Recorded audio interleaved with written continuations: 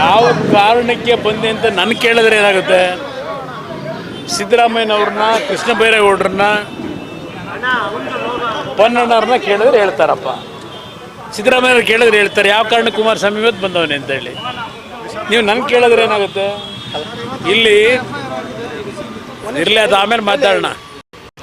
ಈಗ ಒಂದು ಗಂಗೆನಹಳ್ಳಿ ಪ್ರಕರಣಕ್ಕೆ ಸಂಬಂಧಪಟ್ಟಾಗೆ 4 ಜನ ಮಂತ್ರಿಗಳು ನನ್ನ ವಿರುದ್ಧ ಹರಿಹಾಯ್ದಿದ್ರು. ನಾನು ಅವತ್ತು ಹೇಳಿದ್ದೇನೆ, ಯಾವುದೇ ರೀತಿ ಆ ವಿಷಯಕ್ಕೆ ಸಂಬಂಧಪಟ್ಟಿದ್ದು ನನಗೇನು ಸಂಬಂಧವೇ ಇಲ್ಲ ಅಂತ.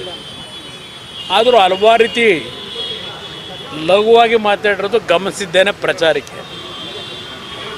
ಬಹುಶಃ ಮಧ್ಯಾಹ್ನದಲ್ಲೂ ಕೆಲವು ನಮ್ಮ ಮಾಧ್ಯಮದ ಸ್ನೇಹಿತರು ದಿನ ನೋಟಿಸ್ ಬಂದಿದೆ, ಕುಮಾರಸ್ವಾಮಿಗೆ ಮತ್ತೆ ಗಂಡಾಂತರ, ಲೋಕಾಯುಕ್ತದಿಂದ ಗಂಡಾಂತರ ಅಂತೇಳಿ. ಯಾವುದೇ ಕಾರಣಕ್ಕೂ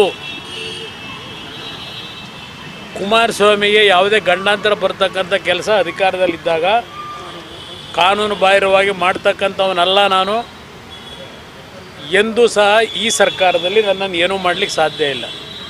ಇದು 2015ರಲ್ಲಿ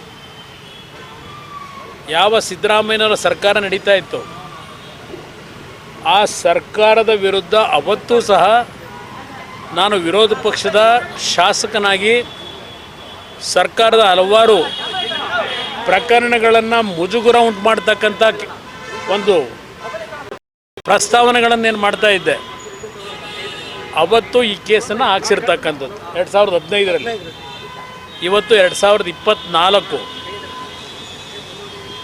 ಈಗಾಗಲೇ ಹಲವಾರು ಬಾರಿ ತನಿಖಾ ಹೇಳಿಕೆಗಳು ತಗೊಂಡಾಗಿದೆ. ಮತ್ತೆ ಇವತ್ತು ಕರೆದಿದ್ದಾರೆ. ಮೊನ್ನೆ ಯಡಿಯೂರಪ್ಪನವ್ರನ್ನೂ ಕರೆದಿದ್ರು ಅಂತ ಮಾಧ್ಯಮದಲ್ಲಿ ಗಮನಿಸಿದೆ. ಇವತ್ತು ಕರೆದಿದ್ದರು. ಇವತ್ತು ಬಂದು ನಾನು ಅವರು ಏನು ಪ್ರಶ್ನೆಗಳು ಕೇಳಿದ್ದಾರೆ ಎಲ್ಲ ಪ್ರಶ್ನೆಗಳಿಗೂ ಉತ್ತರ ಕೊಟ್ಟು ಬಂದಿದ್ದೇನೆ.